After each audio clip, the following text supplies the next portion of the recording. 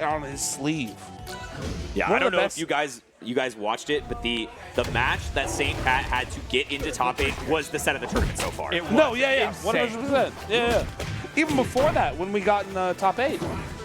That's what he did. Yeah, either way, though, we're going to get right into this. SaintPat off to a precarious start. Definitely going to have to turn up the octane if you want to keep pace with Sophie going into game number 1. But oh my God, it's so quick. It's so quick with SaintPat. That's what he does. He shows up, he does his first impression, and then he ends it right away. Yeah, that's what SaintPat does. But Sophie is such a big answer back person as well. She is always ready to get these crazy combos into the downers off the side. Yeah. Nobody does it like her. I mean, we're going to have an insane just early kills on both ends here, Lentini. It's crazy. This is going to be a game of edge guards, 100%.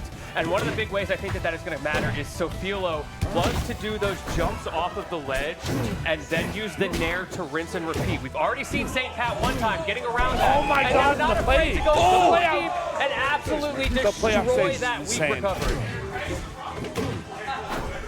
Yeah, so, I mean, right here, it just looks like the big thing is when you get into advantage state, how do you capitalize? And right now, Sophie, she's going so low, but SaintPat with evasion, going all the way into the corner every single time, and she goes for one more. Misses the back here, does not finish the stock, Lentini.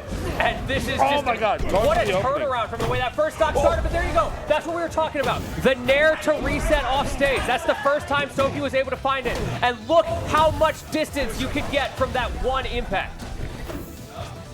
Okay, and another spike there from Sophie, and we talked earlier about the advantage state, the edge guarding. Sophie is incredible at capitalizing on opportunities like that, but SaintPat has just proven to be an absolute monster in the same facet. We're witnessing a battle of beasts in the corner here, but the beast who's striking first is SaintPat, the Beetle with the spike. This run's about to be generational. I'll tell you right now, SaintPat is the salaryman. The salaryman? Oh, yeah. He is the salaryman of this top 8 right now. You know, I talked to him earlier, and he was talking about how, like, next year is going to be his year. He's getting married, and then he's going to lock in on Rivals. And what we call that is, that's the young, happy, handsome smash player. He's got too much. He's even got the hair. Like, come on. How are we supposed to compete with that? 100%. I will say he is literally twice Sophie's age. Like, exactly. I know. Exactly twice Sophie's age. I grew up with her in my stage. You know what? It's rough. Yeah. It's rough. I'm 31 years old. Yep. Me too, brother. Yeah, I'm old. I don't want to play with her. Sorry, I couldn't hear you. Because if I play against her, I lose. What was that? I couldn't hear you over the creaking of your bones What were you saying there, young'un? Yeah, unfortunately, I'm too old. All right? Either way, the salaryman knows how to get it done. How did he do that? The tech into instant ledge grab, just what presence of mind from SaintPat to come up with that. That's not something that you do on your first try. This is not the expected outcome. Being comfortable in that situation when you see a Zetterburn off stage, right? And immediately he goes, oh, I'll have to run that right now. Yep. I'm going to run it right now. No problem whatsoever. And look at him now. We're at 70%, no problem with Sophie off stage.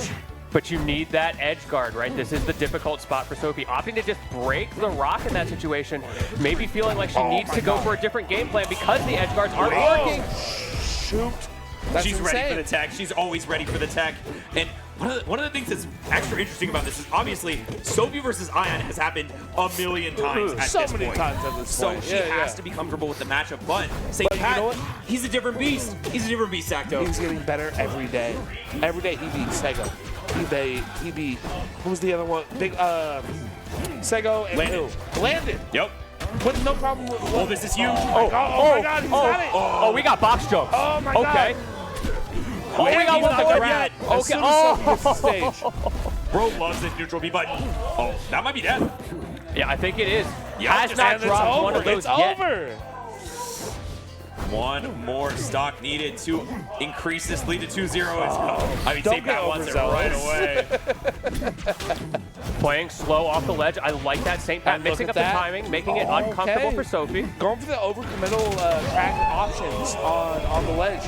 But it's not running it for him whatsoever. It's going very well. Look at him.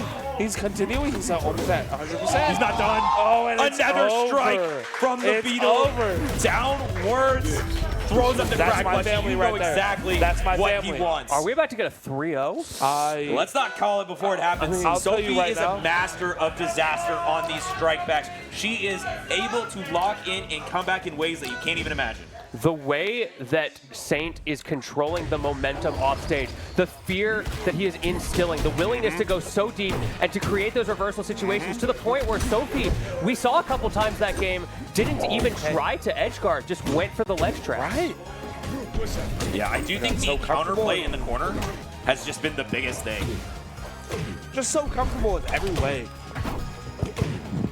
So comfortable in every way that they can do, right? Like, Sophie has been doing the Crag matchup in every way they can think about. Like, Ion, David, whole deal, right? And then as soon as they see a Crag, no matter what, it doesn't matter about the text off the platform. It doesn't matter. They are still comfortable no matter what on stage against it, and then you get a kill like that. What a read. Great work for Sophie. I feel like Sophie is one of the biggest proponents of the F-Strong. I don't see any Zetterburns F-Strong like her. She's always No one ready does it for like her, dude. I swear.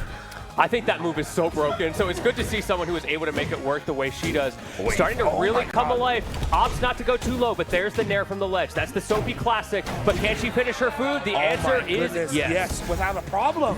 And I would like to take a quick look at this stock count. 3 stocks to 1. Sophie looking almost untouched this game, but we saw how quickly things can turn on a dime. He was bro's just trying to Yes, and he played hard. Oh my god. He played hard for this opportunity that he has. We're seeing so many predictions from Sophie as well. And then Sophie just played it so well as her character.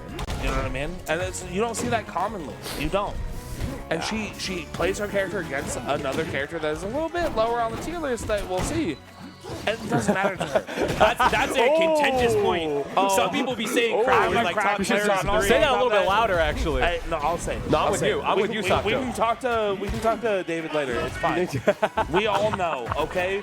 Character's not great. We all play heavies, all right? All right, hey man. Whoa. What's not Can anybody else do that though? Oh, no one else can. No one else can. I wouldn't say we all that. play heavies around here. Let's calm down a little bit. Yeah. That's a commentator cliche, but I do my best. breaking the mold. I have my Air dodge. You have your taste. I have plenty. I have too many, to be honest. That's why I'm here.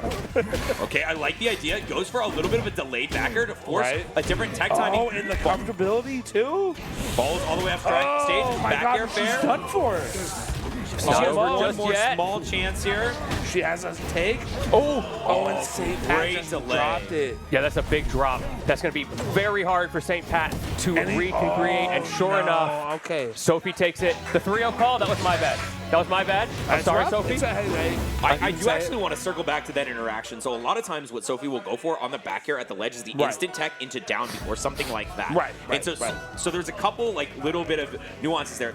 First time SaintPat went for a back air, delayed, hitting after she got onto the stage, so she was not able to tech. The second time she went for a tech, delay up B, and SaintPat covered the instant option. And that was one of the things that you don't see very often. It's not common. It's not. Especially like Sophie does not delay that very often, and it was a huge mix-up, and it won her the game right there. And it fixed the whole game, the whole set for her performance. Like, honestly. There were also so many situations that we saw in that game where Sophie has clearly started to get the download, baiting out those back airs at the ledge, waiting to create moments to send out that F-Strong in the neutral, recognizing how Saint is going to recover, how he's going to follow those tech chases. Yeah, but Pat is struggling a little bit in this corner right now. Getting out is so difficult against Sophie because she's been very oppressive, forcing a lot of interactions that are just not favorable for him. And now, though, he's forced to side B, goes a little bit low, tries to use the wall jump, but she's chasing with the up B. Oh, man, Sakto, she really wanted that up B. Trying his best, dude. I swear. Like, he's doing his best right now. Like, Sophie is trying to get every moment that she can to get Crag outside. You know what I mean? Bro, the crowd is on and look at it edge. right now. I'm trying to speak, and I can't. That is exactly the Sophie we know and love. Every time we see her picking up those down tilts in the corner, she's just, she always finishes her food. You know, her plate's never. She eats. She eats. So unfortunately, I do my best to not be biased in my city. Yeah. Unfortunately, I have David, Ion, and Sophie. Yep. And you know what? I will do my best to not be an asshole when it comes to it. A doo-doo head is what I would say. Okay, this is another bad situation for Sophie. And look at it! Oh my goodness! Oh my goodness! I want to always back up my friends, but you know what? They know how to cover every option, and they're going to cover that every option. They're going to, no matter what. Yeah, and now she's going for a deep read on. Wow. Okay, good And coverage there. They're still coming up. They're still coming up. I like the mix-up in timing there. A lot of times we see a little bit of a delay. So we're looking for Sophie to go in and capitalize on this lead. She started off down 2-0 in the set, but SaintPat has not been finding the same early conversions that we saw at the beginning. Looking for this opener right now. Before SaintPat gets the forward air with the shards to extend the combo, Lentini. This is a pretty good spot to find yourself in if you are SaintPat. Does not drop these, but this time might be a little bit different. Goes for the special get up, a bit of a mix-up, but I feel like with how low Sophie was, you really didn't need that there. Yeah, that's something that you covered, Sophie going to the ledge, because it is the longest ledge hog that Crag has. Right. Yeah.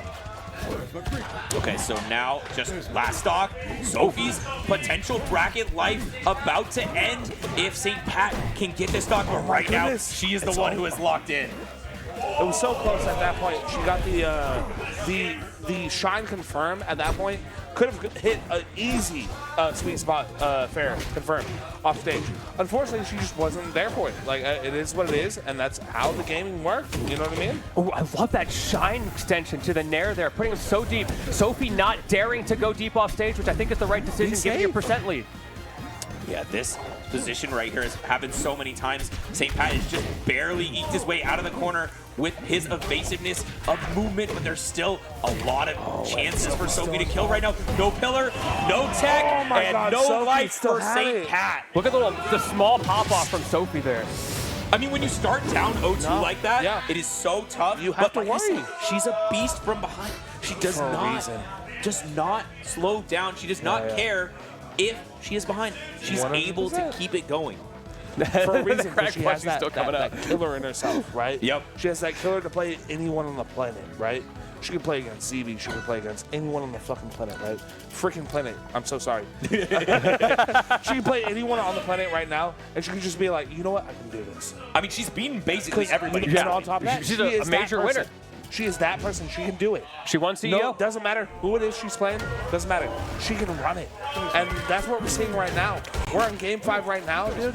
And SaintPat has run against one of our best players this weekend, right?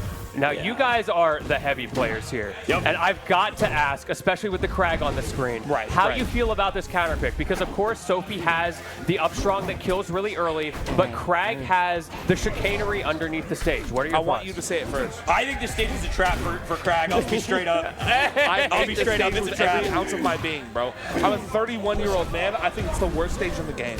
And I say that as a friend of Dan.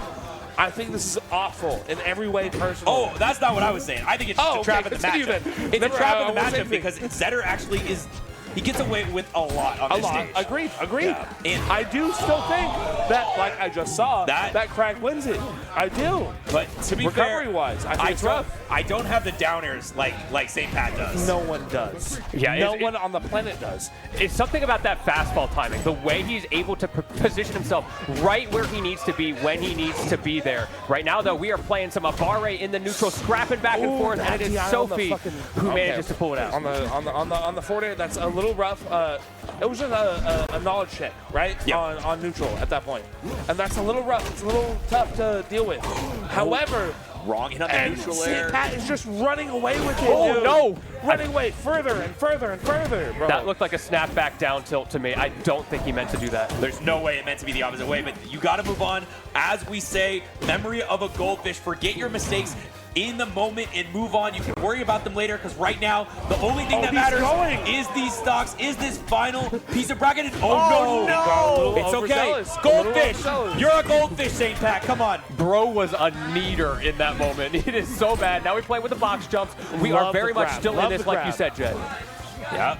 The wall jumps, very difficult to actually find the timing to protect that. And he goes for 2 misses on the grab, but oh my God, he was just trying off top, dude. Special picks it up and grabbing ledge right now. It's over. It's over. We're in game 5 last stock.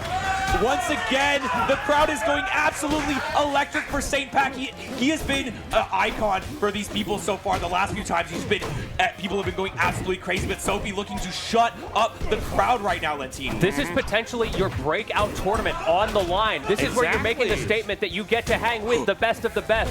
Both of these players on edge, but it is going to be Sophie who takes it.